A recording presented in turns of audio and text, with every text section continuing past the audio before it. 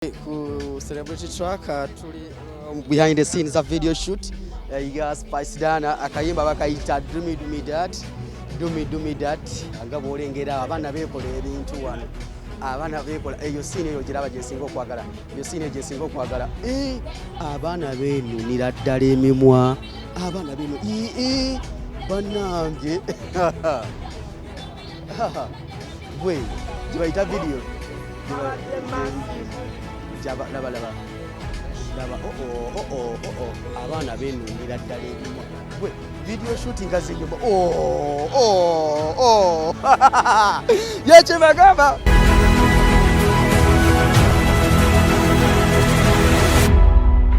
ku celebrity track tuli behind the scenes of video shoot ya Spice Dana akayimba bakayita Dumi that nga bolengera abaana bekola ebintu wano abaana bekola eyo scene eyo giraba jesingo kwagala eyo scene jesingo kwagala abaana benu niraddala emimwa abaana benu banange bwe jibayita video laba abaana benu niraddala emimwa bwe video shooting azinyuma yekibagamba kibayita video shoot tuli ogirabye jangu sebo ogirabye Dumi ogirabye Dumi that yebadde Dumi that video ogirabye kabadde abaana bakoze batya I'm impressed about what like I feel like doing it again yes obanange ngendeyo omwana awuse munne omumwange evaze ngembe ndiirwa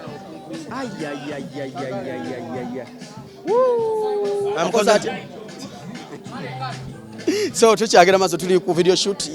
ya Spice Dana Dumi that Ziga Fix ali mabega w'ekifaananyi nga bw'omulabaawo director ekifaananyi Ziga agenda kubanga ensonga zikwasanya bulungi agenda mu maaso behind the scenes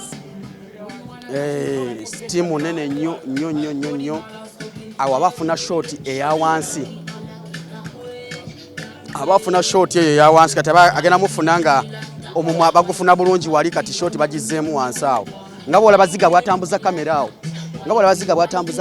nga bw'omulaba afuna shot ya kati tuze kuwali abazanya matatu eno video shoot ya maanyi nnyo blood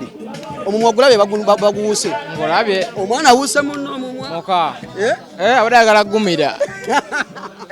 eyo pati sogizanya sina buvumu kyetagisa buvumu kyoko okuzanya pati bungi buyitirivu wetagisa okubanga toswala nze nswala kati bw'olina ensonyi nze nina okay kale tukyagenda mu maaso naye tukyali ku behind the scene eza Spice Dana video shoot Dumi that olunaku olwaleero tukyagenda mu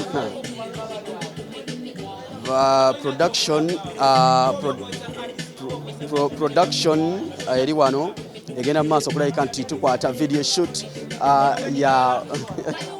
ya Spice Dana Ziga Fix on set kikwasaganya mu ngeri yonna tukozesa kamera bagita red ne tukozesa etale bayita aperture kamera ne ya red nja kuwe ku details zaayo lwaleero otegeere nti ebintu twabitaddemu nnyo nga bw'olabaawo ensonga zigenda maaso waliwo abalinga abeeku ebikonde naye siina alina okubeera mu vidiyo eno ze zimu ku siina ezirina okubeera mu kamera mu vidiyo eno special about red camera. Red cameras are famous for their high resolution and sometimes reaching up to 8K, kuba 8K. This allows immense details and gives filmmakers the ability to crop in post-production without losing quality. Ye camera jibakozeseza onako lwaleero eya red onako lwaleero aperture amataala ga aperture tetujja genda yeeyo naye nga ye kamera ekoze omulimu gwa leero ekifaananyi ogenda okuyanga kyanjawulo nnyo onako lwaleero abe nga video ekoleddwa onako lwaleero nga olaba kyanjawulo nnyo ye kamera ya red abaana we bali wano okulabika nti ensonga zitambula bulungi nnyo. Tuli ku video shoot kyagenda maaso nga bw'olaba awo omukulu ava okukuba kiisi awunze n'okuwunga n'omuwala gwava naye okukuba kiisi bonna tebeetegeera omukulu anuunya omu naye nga ebyo ebiri wano oluyimba dumi dat Spice Diana Star Girl tuli ku video shoot tusinzidde wano bayita kusa Apollo wakati mu kibuga Kampala olunaku lulinga olwa bulijjo ne weather naye ebizimbe ebiri wano bw'obiraba bagaa tunonye ekintu nga kiri lokolokomuko nga kiri bwe kityo naye nga kijja esini gye baagala olunaku olwaleero kyebagamba nti kikola n'amawulire eno gye tuliko gye bayita behind the scene oyo bamuyita Kimu azina obuzina obw'ekirogo naye nga ekigenda ziga ekifaananyi akikwatira ddala. Celebrity track tukyagenda mu maaso behind the scene maze omuyimbi n'emugwako mu ka black obweddako enjogerako video shoot y'oluyimba libayita dumi naye omwaka 2024 gutandise n'amaanyi Spice ogamba otya ddi? I'm good. What's up? Oluyimba lwa vibe kati awo munna ng'oli smart. Thank you. Ka black wansi Thank you. ani akoze ku kambalo? Kaijuka Vivo collection yakoze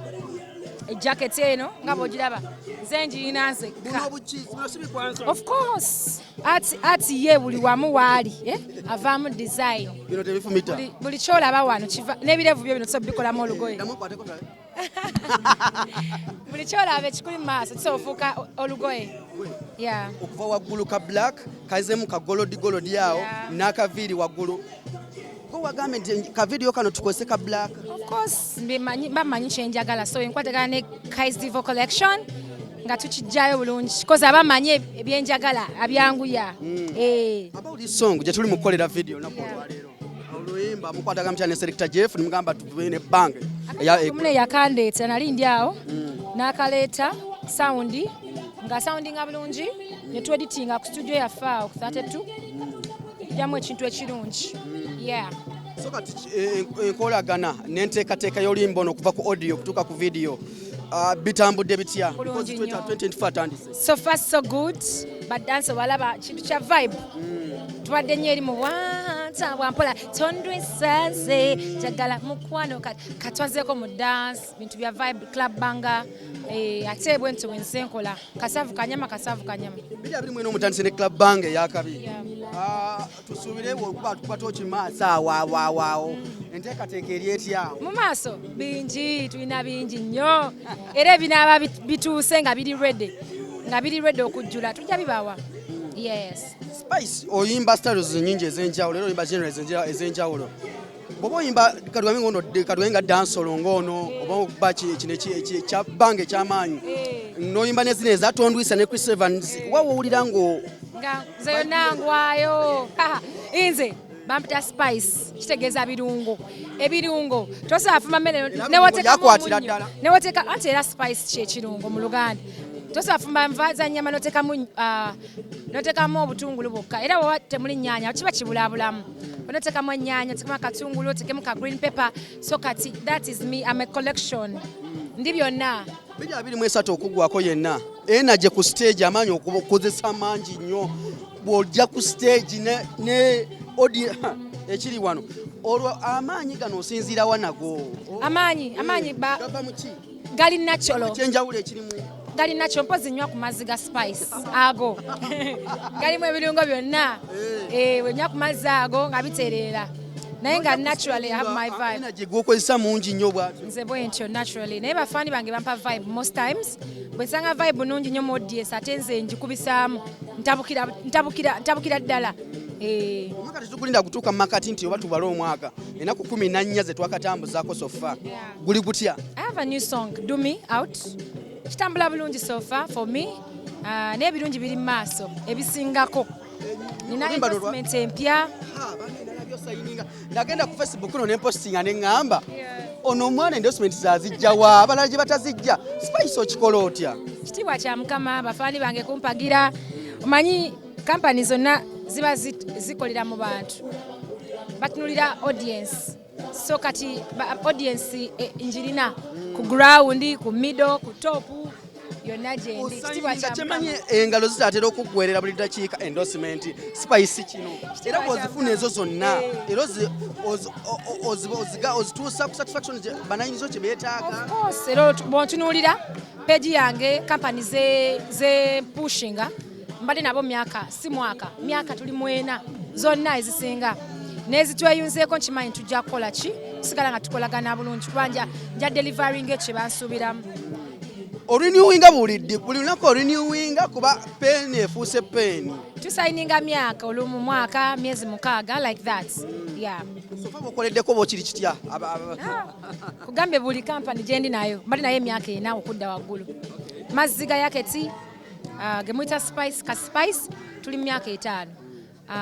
Chipa myaka 5. Lato myaka 5 beena myaka 4. Itel myaka tuli mu myaka buli kampani. You had a successful concert last year. Yasomba abantu nambadde ku page yo no posting anogamba nti bannange nonako simanyi kyendiza abawagizi bange. Munindeko. Anti ndowooza owulira. Ki kyoddiza abawagizi bo? Omwaka guno tuyisubireyo any concert. Next year inshallah. Mwaka okujja? Yes. Si guno gwennyini. Singa twakoze singa tubadde jjo mu concert osanga. Because January gwadde nga mwezi gwaffe mulungi nnyo. So tomanya next year oba anytime this year yabagamba. Obubaka eri bafanizi bo 224 kubanyinza obutaddamu kulaba wano ng'ogenze eri ku shooting. Baagala nnyo bannange mwebale nnyo devotion bale bantu batusaako Spice byakola mwebale kutwagala mwebale tuwaga ne guno mwaka era mutuwagire tubawe ebirungi. Abantu beebuuza lwaki mbeera nnyo ne Spice wemba mpandiika ebirungi Spice muwaanawaana nnyo kyaka Spice ampa ssente banaye kino nkibagamba nkubamuko tonkubamuko atogere mu maaso ga kamera wano oseke ndukuba naye si nnyo. Asiruseke bino biba bya chali. Biba chali si bya luseke. Zewalo brand zenkolera nga amanti wemba mukolera. Ono muntu wange. Kyakabinyo. Nenga obale kubana mutima mulungi. Omanyi tutwawo okwa appreciating omuntu nga akyali mulamu obanga akyali na wali. Obale kukola ate webale kuba mukazi ayagaliza obale kuba na mpisa. Amina. Nayo bale kunjagala. Bana tokaba. Nembere bulungi Spice naye nga blood ekigato kyo wakirese. Tukolemu ka challenge. Kola boti. Ntya? Linda ko soko demo ntandikira wa. 1 ta. Linda ko kademo njagala oli wotandikira following step to step. Ndo yangu wa Spice ngamba ntandikire wano Okay. 1 and 2. 1 and 2. 1 and 1 and 2. Nagendo siri bulungi.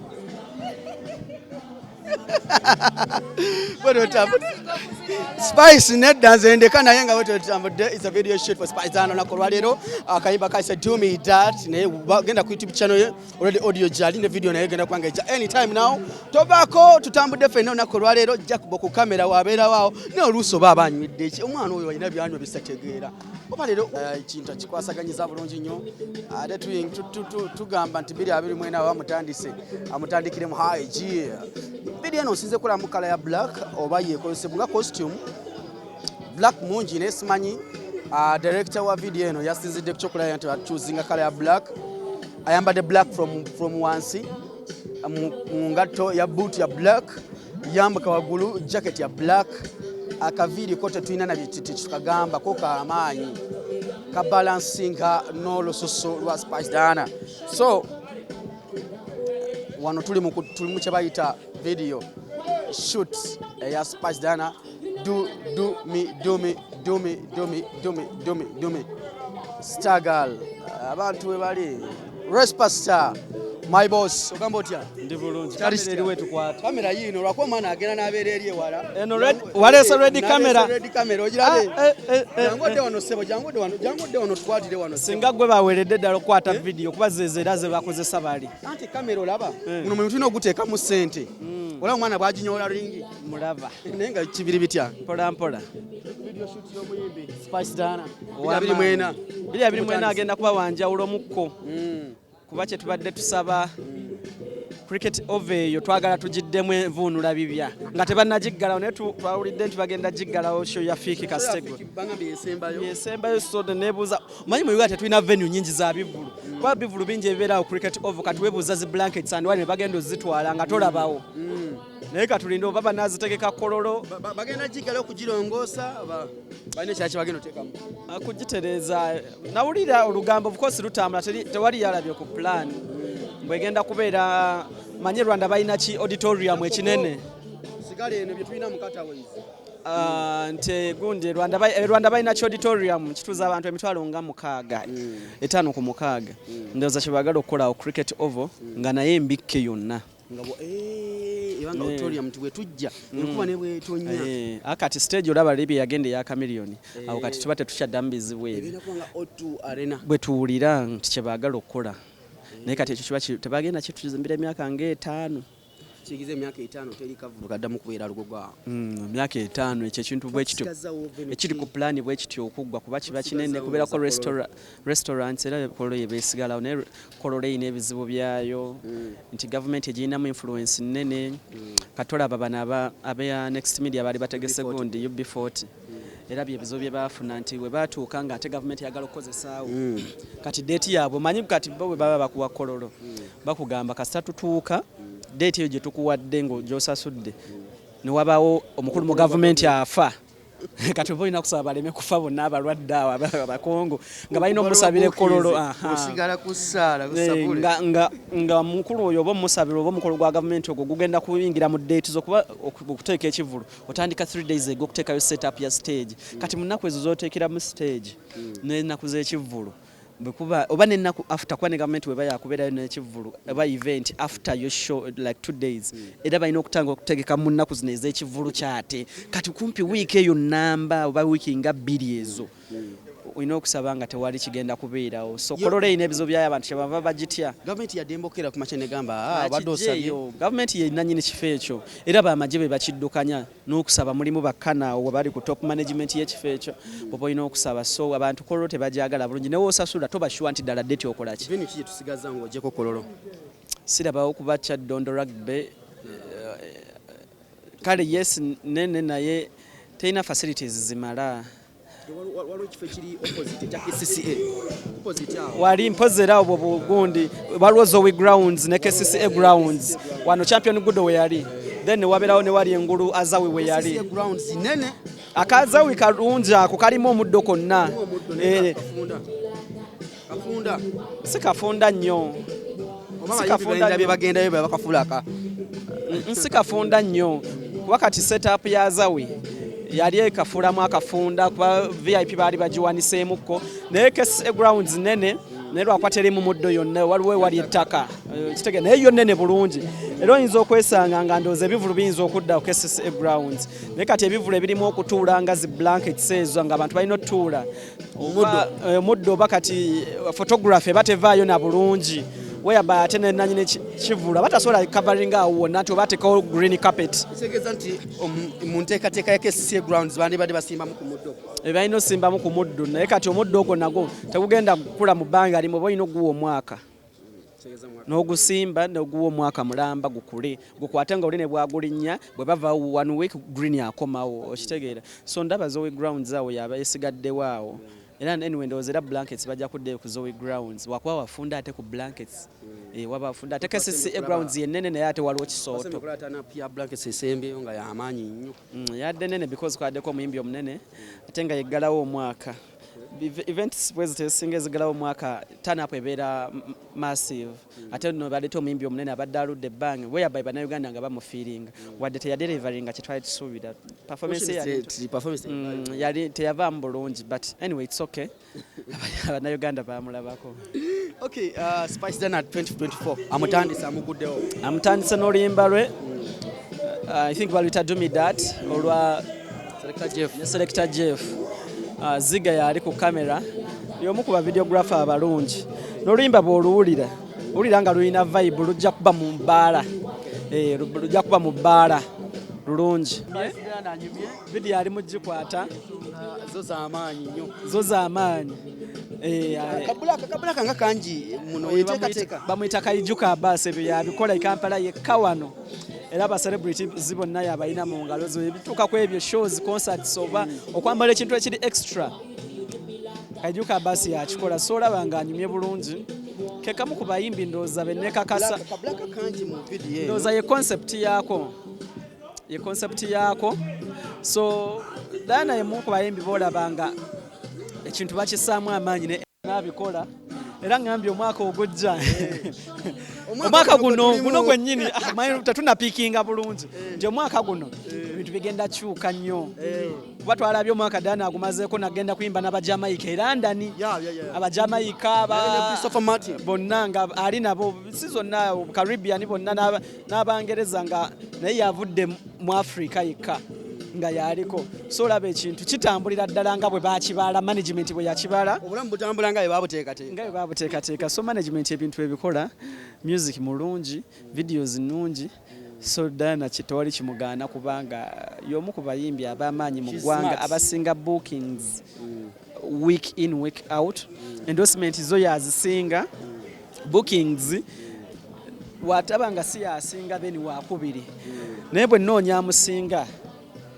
simulaba nnyo either ye oba ne Shiba naye ayinza okuba asinga Shiba bookings bookings anti bino ebivulu bibeerayo ne tubiraba ng'oli ataddeyo buli omu nti ngenda kuyimba wano na wano okitegeera ate nze engeri gye ndi a bit closer ku management ya gundi ya Spice so ogenda n'olaba omwana nga tawummula ndowooza olunaku lwawummula luba Monday n'ennaku endala zonna ali eri so ndowooza ye muyimbi asinga bookings luli Kenze yali asinga ne Diana nnaku zino last year abayisizza bonna abayisizza akati akakutte akati yakalina ate nga talaga nti oba agenda kata omwaka guno akyakayina sebo ne 2024 nagwo gumuweeredde akyakayina signs oba oziraba ne effort management gye beetaddemu so byonna ndowooza yabisinga essaawa zino endorsements ne bookings production yamuteekamu ssente nnyingi ojja ku video shooting eno olaba ng'ateeramu ddala ne tudda mu audio akola ne ba producers abasinga ba writer abasinga endongo yeetaaga kuinvestinga mu ssente okufunamu of course kyotataddemu tosobola kifunamu naye bw'okola videos ennungi omanyi bali abazungu bwe babeera eri ebweru naye baba baagala kuwasha naye baba ne Uganda olina okweramula nti Diana asabye $8,000,000 tosobola kusaba $8,000,000 nga video okola za $2,000,000 okitegeera naye oli bw'alaba video gitaddemu $225,000 nga zigenze mu video aba alaba $8,000 ddala nga naawe kyosaba okitegeera costume yiiyo eri mu $4,000,000 nga 4 yo yokka costume eyo nga gy'olaba so bw'ajja nagga njagala $8,000,000 fashion olaba naawe ddala nga kiri worth it kuba naye olaba ateekamu okitegeera niweba endorsement bidde byonna ku branding byetooloolera wamu omuyimbi ye brandinza atya video ze zifaanana zitya audio quality ya audio etambula etya so kyotataddemu oba naawe tosobola kifunamu kati abayimbi kitera ku bayimbi bano abalala kikyalina okukola okukyusa abasinga ayinza okuba ng'afuna mpola naye nga oluusi alina content mulungi gaba biswanka when I look at that guy biswanka kati olaba biswanka mwana muto tanatandika nti afune bookings ez'ebbeeyi naye ogenda okola ka video nga kafulumizza ngera kali impressive nga si kabi nga kalungi nga tagassegase bajja mubuulira bazadde be kati ffe tetuli bazadde be bw'aba afumita nga afumita live ebiddaka jja bitegeera results ajja zifuna results ajja zitegeera naye kati ekyo kiddayo ku famire ye oba ne tiimu ye nemubuulira kayimba bulungi so ka tiimu ye ne bazadde be bamubuulire naye ffe tuli ku kya music ebisigadde bibye okitegeera wabiri ebikyala ebyo ebijja n'abirya live ajja wulira results nga bamuteereddeko akasaalaba era bulungi tubadde ku video shoot ya Spice najja kuba nkufuna interview ne spasana tulabe enteekateeka olunaku lwaleero lwaki bakozesa ennyo kala ya black, lwaki bakozesa kala ya black, ne director lwaki akozesa kala ya black olunaku olwaleero, naye nga kyolina okukola kubanga otwekumirako behind the scenes. Do me that spasana featuring selector Jeff. Tovako subscribing ku celebrity track nkuweereza ebisinga. Nze devotion matovu tambulire nejja ku kamera, tovaako tukuweereza ebisinga.